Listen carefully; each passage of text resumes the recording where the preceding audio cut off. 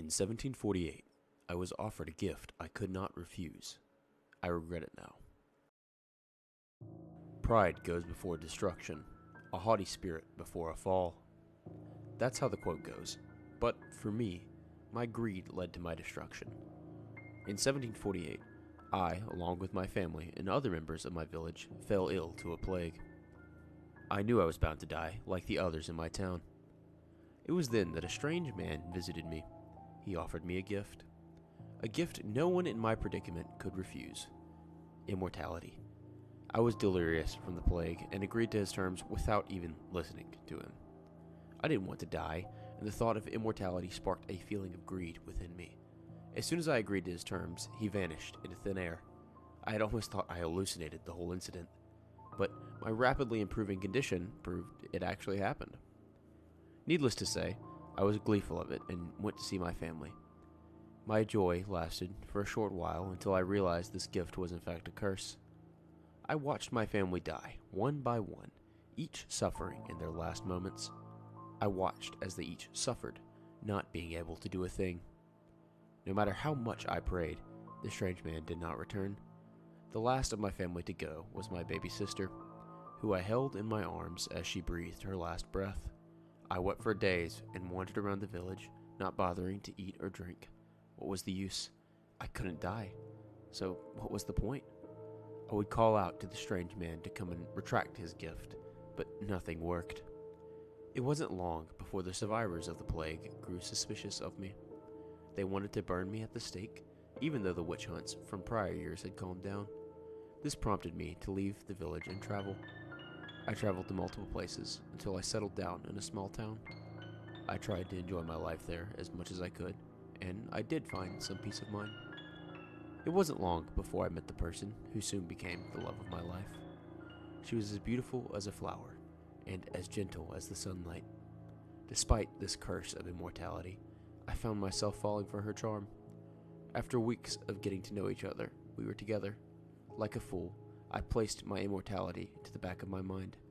Months after we were together, we were engaged and planning to be married. 'Twas the night before our wedding day, and I was jolted from the paradise that I foolishly placed myself in. I received word from my lover's brother that she had suddenly come down sick. I rushed to their home and to her bedside. I held her hand as the village physician checked her worsening condition. His face was grim as he told us the dreadful news. Her family and I wept at her bedside. I held her hand tightly as I constantly told her how much I loved her and what she meant to me. With a hoarse voice, she whispered words of endearment to me before she passed. The cause of her illness was unknown, but I just knew it was because of me. That suspicion was confirmed when I looked up and spotted that strange man standing on the other side of her bed. I fell back in shock, startling her family. My shock soon turns to rage as I belittled him and asked what he wanted from me. Her family looked at me as if I was crazy, but I didn't care. The man stared at me before responding.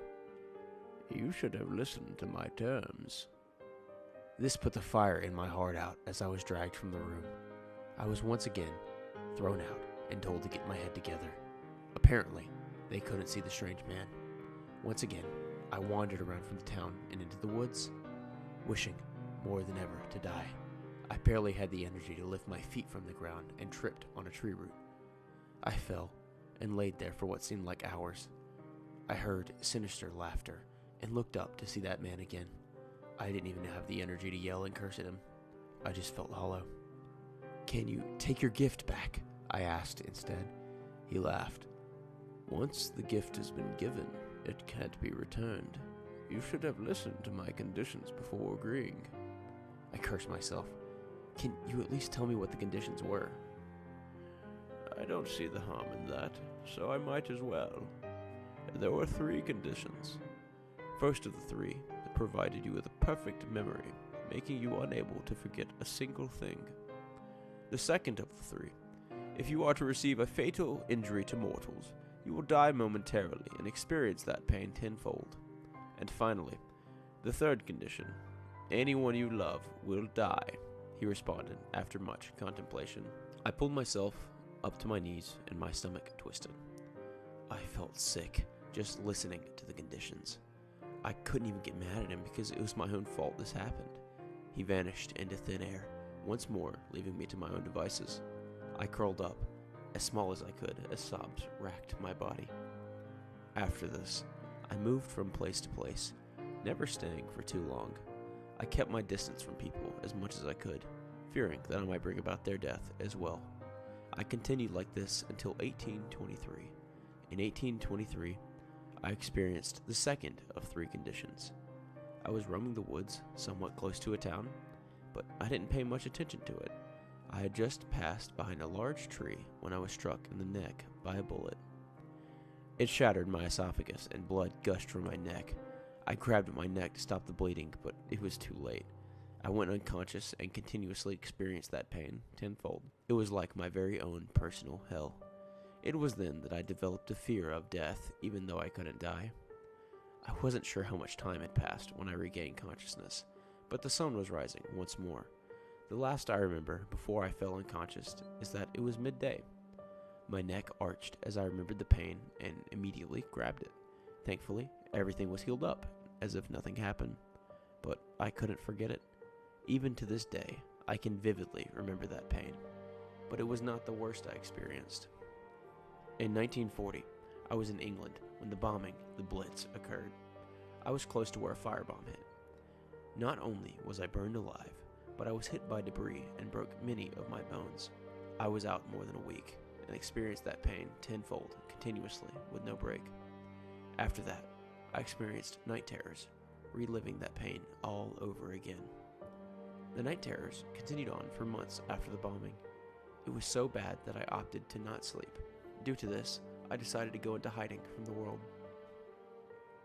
I didn't mind traveling around previously, but technology was quickly advancing.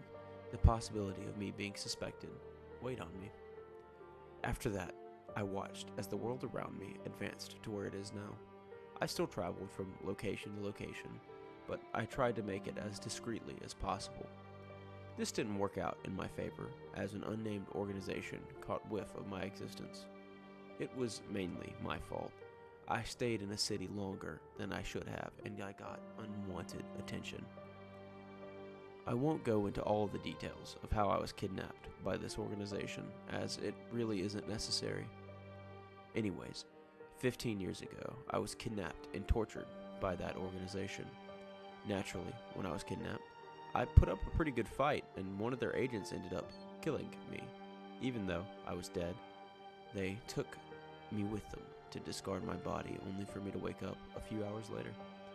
This prompted them to run various experiments on me to uncover the secrets of my immortality. From electrocuting me to poisoning me to decapitating me, they tortured me in the name of science. They claimed they were doing this for the betterment of humans, but I highly doubted it. Each time I was killed, I relived that torture for countless years. I was their test subject for a good 4 years. I only escaped because my body finally gave out from all the various torture. They killed me via lethal injection, and because of the constant torture I experienced, it took longer than they expected for me to heal and wake up. I guess they decided to discard me since none of their research proved fruitful. So they disposed of my body, and I woke up about a month later. Throughout that month, I relived all the torture I experienced. Upon waking up, I refused to sleep for months, and I avoided people altogether. I lived in the woods as I thought of ways to destroy that organization. Thankfully, the organization was shut down by the government after it was discovered they experimented on humans. While I felt at ease not having to worry about them, it still took me years to be able to go out in public. Even now, I still tremble in fear at the thought of being discovered again. But that is why I move so frequently. A new city, a new job, a new name.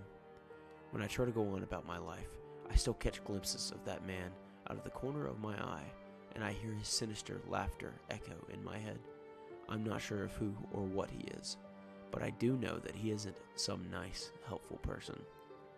I'm sure many of you reading this will feel pity more than being scared of my story, but I didn't come here for pity.